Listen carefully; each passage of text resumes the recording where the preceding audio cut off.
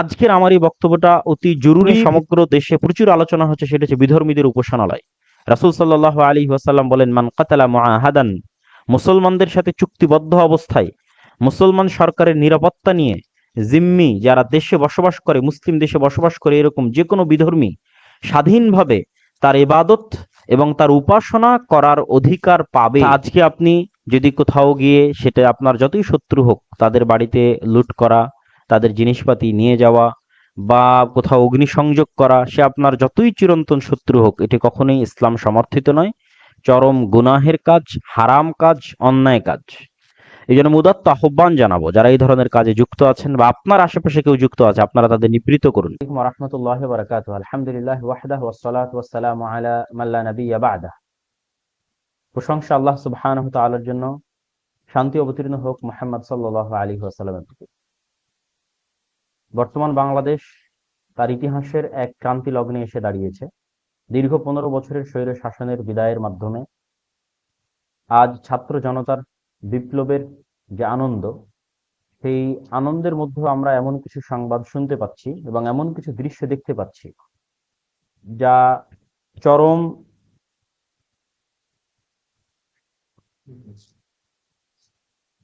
এমন কিছু দৃশ্য আমরা দেখতে পাচ্ছি এবং শুনতে পাচ্ছি যা চরম হৃদয় বিদারক এবং কষ্টদায়ক। বিশেষ করে সমগ্র দেশে পুলিশ বাহিনীর অনুপস্থিতি এবং সেনাবাহিনীর নির্বিকার ভূমিকা এবং মানুষের উল্লসিত আনন্দে যেভাবে সমগ্র দেশের বিভিন্ন অঞ্চলে স্বাভাবিকতা বিঘ্নিত হয়েছে, জান ও মালের নিরাপত্তা বিঘ্নিত হয়েছে, তা বাংলাদেশের ভবিষ্যতের জন্য কখনোই কল্যাণকর নয়। আমি সকলকে, যারা আমার এই লাইভটি দেখছেন, দেশের প্রত্যেক মানুষকে, যারা বাংলাদেশকে ভালোবাসেন, প্রিয় দেশবাসীকে মুদাত্ত আহ্বান জানাতে চাই যে আমাদের নবী মুহাম্মদ সাল্লাল্লাহু আলাইহি ওয়াসাল্লাম তার চরম শত্রুদের প্রতিও ক্ষমা প্রদর্শন করেছেন। আমরা গত 15 বছর যে জুলুম অত্যাচার সহ্য করেছি, তার চেয়ে তো ভয়ঙ্কর জুলুম অত্যাচার সহ্য করার পরেও তিনি, মানুষ যখন তার বিজয় হয়েছে, তখন তিনি ক্ষমা সুন্দর দৃষ্টিতে দেখেছেন। ক্ষমা আল্লাহ সুবহানাহু ওয়া তাআলার গুণ, ক্ষমা নবীদের গুণ, ক্ষমা মুহাম্মদ সাল্লাল্লাহু আলাইহি ওয়াসাল্লামের গুণ। রাসূল সাল্লাল্লাহু আলাইহি ওয়াসাল্লাম বলেন, আল মুসলিমু মান সালিমা আল মুসলিমু মিন লিসানিহি ওয়া ইয়াদিহি, মুসলমান সেই যার হাত এবং যার মুখ থেকে অন্য মুসলমান নিরাপদ থাকে। যার হাত থেকে এবং যার মুখ থেকে অন্য মুসলিম নিরাপদ থাকে। তথা আজকে আপনি যদি কোথাও গিয়ে, সেটা আপনার যতই শত্রু হোক, তাদের বাড়িতে লুট করা, তাদের জিনিসপাতি নিয়ে যাওয়া বা কোথাও অগ্নিসংযোগ করা, সে আপনার যতই চিরন্তন শত্রু হোক, এটি কখনোই ইসলাম সমর্থিত নয়। চরম গুনাহের কাজ, হারাম কাজ, অন্যায় কাজ। এই জন্য মুদাত্ত আহ্বান জানাবো, যারা এই ধরনের কাজে যুক্ত আছেন বা আপনার আশেপাশে কেউ যুক্ত আছে, আপনারা তাদের নিবৃত্ত করুন। আল আমরু বিল মারুফ ওয়ান নাহি আনিল মুনকারের ভূমিকা পালন করুন। এখন যেহেতু দেশে কোনো আইন শৃঙ্খলা রক্ষাকারী বাহিনী নেই, অতএব সৎ কাজের আদেশ এবং অসৎ কাজে বাধা প্রদানের যে জিম্মেদারি মুসলমানদের উপর আছে, তা প্রত্যেক মানুষকে জরুরি ভিত্তিতে পালন করতে হবে। মানুষকে সৎ কাজের আদেশ দিতে হবে, অসৎ কাজে বাধা দিতে হবে। এই মুহূর্তে যদি আপনারা জরুরি ভূমিকা না গ্রহণ করেন সৎ কাজে আদেশ এবং অসৎ কাজে বাধা প্রদানের, তাহলে আমরা হয়তো যেই স্বাধীনতার স্বাদ নিচ্ছি, এই স্বাধীনতার স্বাদ হয়তো আমরা হারিয়ে ফেলবো। সম্মানিত উপস্থিতি, আমরা গত 15 বছর যে বিভেদের রাজনীতি দেখেছি, মুক্তিযোদ্ধা এবং রাজাকার নামে যে বিভেদের রাজনীতি, তা আমাদের এই দেশকে ধ্বংস করে দিয়েছে। অভাবনীয় ক্ষতি এবং অপূরণীয় ক্ষতি করে দিয়েছে। আমরা আর বিভেদের রাজনীতি দেখতে চাই না। অতএব উদাত্ত আহ্বান জানাবো, যারা বিজয়ী হয়েছেন, যারা আনন্দিত হয়েছেন, যারা উল্লসিত হয়েছেন, যারা গত 15 বছর মাজলুম হয়েছেন, তারা আল্লাহর সন্তুষ্টি অর্জনের জন্য ধৈর্য ধারণ করুন। বিভেদ করে প্রতিপক্ষের প্রতি প্রতিশোধ পরায়ণ হয়েন না। ইসলামের সবচেয়ে ভয়ঙ্কর এবং সবচেয়ে কঠিন হচ্ছে মানুষের জান এবং মাল। আপনার সকল গুনাহ ক্ষমা হয়ে যাবে, কিন্তু জান এবং মালের গুনাহ কিন্তু ক্ষমা হবে না। আল্লাহ সুবহানাহু ওয়া তাআলা অতি ন্যায়পরায়ণ, তিনি এটার বিচার করবেনই করবেন। অতএব এটা থেকে সর্বোচ্চ সতর্কতা অবলম্বন করুন। যারা এই দেশকে ভালোবাসেন, আমাদেরকে ভালোবাসেন, তারা আজ সৎ কাজের আদেশ এবং অসৎ কাজের ভূমিকা অবতীর্ণ হন। আপনার নিকটবর্তী যারাই এই ধরনের কাজে লিপ্ত হচ্ছে, তাদেরকে বাধা প্রদান করেন, তাদেরকে সৎ কাজের আদেশ দেন, অসৎ কাজে বাধা দেন। এবং দ্বিতীয় যে বিষয় নিয়ে সমগ্র দেশে প্রচুর আলোচনা হচ্ছে, সেটা হচ্ছে বিধর্মীদের উপাসনালয়। রাসূল সাল্লাল্লাহু আলাইহি ওয়াসাল্লাম বলেন, মান কাতালা মুআহাদান, মুসলমানদের সাথে চুক্তিবদ্ধ অবস্থায়, মুসলমান সরকারের নিরাপত্তা নিয়ে জিম্মি যারা দেশে বসবাস করে, মুসলিম দেশে বসবাস করে, এরকম যে কোনো বিধর্মী স্বাধীনভাবে তার ইবাদত এবং তার উপাসনা করার অধিকার পাবে। কেউ যদি কোনো মুসলিম রাষ্ট্রে বসবাসরত কোনো চুক্তিবদ্ধ কোনো জিম্মি অমুসলিমকে হত্যা করে, রাসূল সাল্লাল্লাহু আলাইহি ওয়াসাল্লাম বলেছেন সে কখনোই জান্নাতের গন্ধ পর্যন্ত পাবে না। কি ভয়ঙ্কর, কি ভয়াবহ কথা! অতএব আমরা যদি মুসলিম হয়ে থাকি, আমরা যদি রাসূল সাল্লাল্লাহু আলাইহি ওয়াসাল্লামের প্রতি বিশ্বাস করে থাকি, পরকাল দিবসের প্রতি বিশ্বাস করে থাকি, তাহলে কোশ্চিনকালে আমরা কোনো মন্দিরে আঘাত করতে পারি না, কোনো হিন্দু বিধর্মী ভাইয়ের প্রতি আঘাত করতে পারি না। বরং এখানেও আপনাদের সৎ কাজের আদেশ এবং অসৎ কাজের ভূমিকা গ্রহণ করতে হবে। নিকটস্থ যে কোনো বিধর্মীদের উপাসনালয় সংরক্ষণের ব্যবস্থা করতে হবে। এবং আমরা নিজেরাও ইতিমধ্যে উদ্যোগ নিয়েছি আমাদের প্রতিষ্ঠানের পক্ষ থেকে। আমাদের যে ৩০০-র অধিক মসজিদ রয়েছে বা ৪-এর অধিক প্রতিষ্ঠান রয়েছে, সেগুলো থেকে আমরা দিক নির্দেশনা দিয়ে দিয়েছি। এবং যারা এই মুহূর্তে আমাদের লাইভ দেখছেন এবং যারা এই দেশকে ভালোবাসেন, বাংলাদেশকে ভালোবাসেন, তাদের উদাত্ত আহ্বান থাকবে, এই ক্রান্তি লগ্নে, দেশের এই যে শান্তি এবং শৃঙ্খলা ভেঙে পড়েছে, এই ক্রান্তি লগ্নে আপনারা নিজ নিজ দায়িত্বে নিজের পার্শ্ববর্তী অঞ্চলে সৎ কাজের আদেশ এবং অসৎ কাজে বাধা দেওয়ার উদ্যোগ গ্রহণ করুন এবং এই দেশকে রক্ষা করুন। তৃতীয় যে বিষয়টি আমি আপনাদের কাছে তুলে ধরতে চাচ্ছি সেটি হচ্ছে, ইসলামের দৃষ্টিতে ১ সেকেন্ডের জন্য নেতাবিহীন থাকা জায়েজ নয়। ১ সেকেন্ডের জন্য নেতাবিহীন থাকা ইসলামের দৃষ্টিতে হারাম। আমরা এখন ইতিমধ্যেই ২৪ ঘন্টার কাছাকাছি পার করে ফেলেছি, এই রাষ্ট্রের কোনো অভিভাবক এবং এই রাষ্ট্রের কোনো নেতা নেই।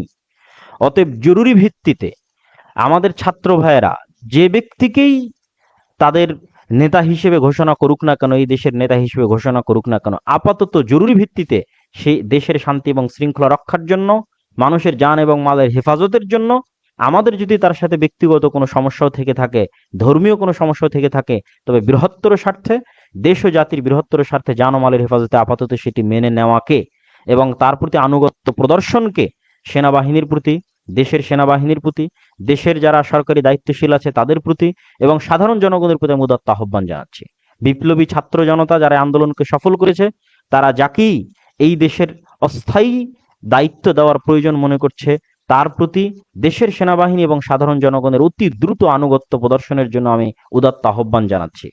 আজকের দিনের মধ্যে এই আনুগত্য প্রদর্শন যদি না হয়, তাহলে এই দেশের স্বাধীনতা, আমরা যে স্বাধীনতার উল্লাস করছি, এই স্বাধীনতা হয়তো আমরা যে কোনো মুহূর্তে হারিয়ে ফেলতে পারি।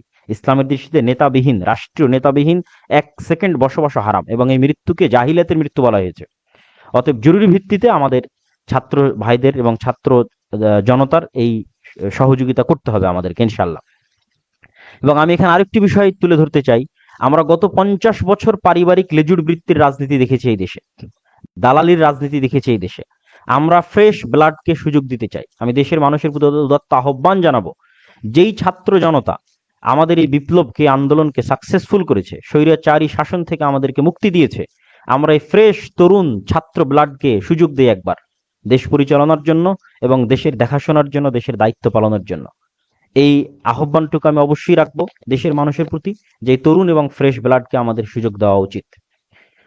চতুর্থ অথবা পঞ্চমত, ছাত্র ভাইদের প্রতি, বিপ্লবী ছাত্র ভাইদের প্রতি যারা আন্দোলন সফলে নেতৃত্ব দিয়েছেন, যারা এটির সাথে সম্পৃক্ত ছিলেন, সারা বাংলাদেশের বিশ্ববিদ্যালয়, কলেজ এবং স্কুলের ছাত্র ভাইদের প্রতি আমার উদাত্ত আহ্বান থাকবে যে ১৯৭১ সালে ভারতের সহযোগিতায় দেশ স্বাধীন করে গত ৫৩ বছর যাবৎ তাদের কৃতজ্ঞতার নামের যে দাসত্বের গ্লানি আমরা বহন করেছি, কথায় কথায় যে আমরা নাকি একাই স্বাধীন হতে পারতাম না, ভারত আমাদের স্বাধীন করে দিয়েছে, এই এবং পাকিস্তান সেনাবাহিনী আমাদের কাছে আত্মসমর্পণ না করে ভারতের সেনাবাহিনীর কাছে আত্মসমর্পণ করেছে, এই যে গ্লানি গত ৫৩ বছর যাবৎ জাতি হিসেবে আমাদের বহন করতে হয়েছে, আল্লাহর শুকরিয়া আদায় করি যে এই ছাত্র জনতার যে বিপ্লব আজ বিজয়ী হয়েছে এবং স্বৈরাচারের যে পতন হয়েছে, এটি বিদেশি কোনো সহযোগিতায় সম্পূর্ণ হয়নি, ফালিল্লাহিল হামদ।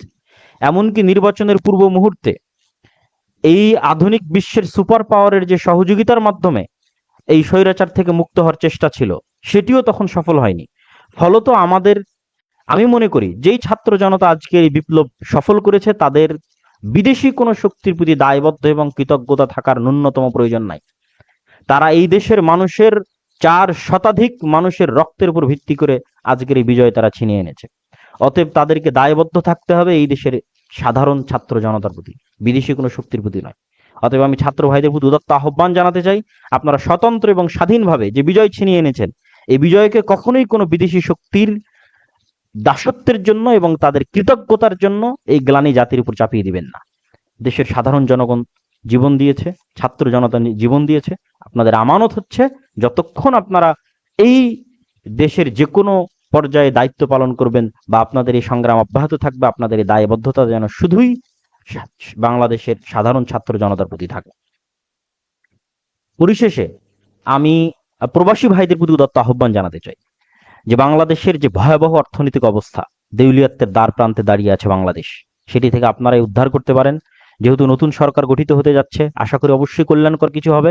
আপনারা অবশ্যই আপনাদের রেমিটেন্সের প্রবাহ বাড়িয়ে দিন বাংলাদেশের উদ্দেশ্যে। এবং বিশেষ করে ইউরোপ এবং আমেরিকায় যে উচ্চ শিক্ষিত আমাদের যে ব্রেন ড্রেন হয়েছে, আমাদের দেশের মেধাবীরা গত 50 বছর যাবত এই দেশে মূল্যায়ন না পেয়ে ইউরোপ এবং আমেরিকায় যে পাড়ি জমিয়েছে, আমি উদাত্ত আহ্বান জানাবো নবগঠিত সরকারের প্রতি যে আপনারা এই মেধাগুলোকে মূল্যায়ন করবেন।